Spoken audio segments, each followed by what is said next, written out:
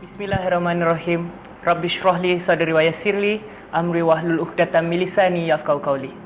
Assalamualaikum warahmatullahi wabarakatuh. Salam Malaysia Madani, salam Maju Johor dan salam keluarga SMK Skudai. Pada hari ini, saya Alif Ardin bin Norman dari 6 atas UKM selaku Ketua Pelajar merangkap pengerusi Majlis Perwakilan Pelajar tingkatan 6 SMK Skudai tahun 2026 ingin berkongsi sedikit perkongsian tentang Ramadan membentuk disiplin.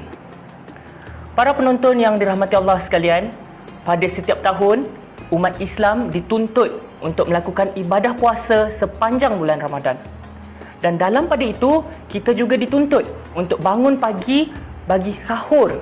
Sahur ini merupakan satu tindakan apabila umat Islam bangun pada awal pagi dan makan bagi membekalkan tenaga sepanjang hari. Puasa itu sendiri membawa maksud menahan diri daripada lapar, dahaga dan melakukan perkara-perkara yang membatalkan puasa, bermula daripada azan subuh sehinggalah azan maghrib. Jelas, apabila seorang pelajar terbiasa bangun pagi selama 30 hari berturut-turut sepanjang bulan Ramadan, mereka akan terbiasa untuk bangun pagi pada hari-hari yang lain. Ciri-ciri pelajar yang cemerlang adalah pelajar yang menjaga waktu tidur mereka dan menggunakan masa yang mereka ada bagi melakukan aktiviti-aktiviti yang bermanfaat. Misalnya, mengulang kaji pelajaran, melakukan kerja rumah dan juga bersenam bagi memastikan tubuh badan sentiasa berada dalam kondisi yang terbaik. Selain itu, Ramadan juga mampu mencegah kita daripada perkara-perkara yang mampu membatalkan puasa.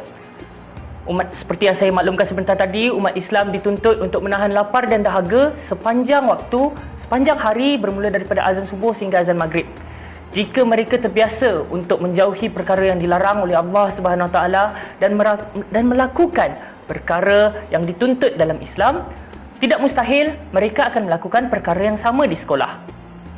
Murid-murid ini tidak akan melakukan kesilapan-kesilapan disiplin seperti datang lewat ke sekolah, tidak menyiapkan kerja sekolah ataupun memakai pakaian yang tidak bersesuaian dengan etika pemakaian sekolah. Jelas bahawa bulan Ramadan ini mampu membentuk insan yang penuh disiplin, terutamanya bagi pelajar-pelajar sekolah. Akhir kata daripada saya, semoga Ramadan tahun 1447 Hijrah ini menjadi Ramadan terbaik buat kita semua dan semoga kita berjumpa lagi di Ramadan yang akan datang. Sekian wabillahi taufiq wal hidayah. Wassalamualaikum warahmatullahi wabarakatuh.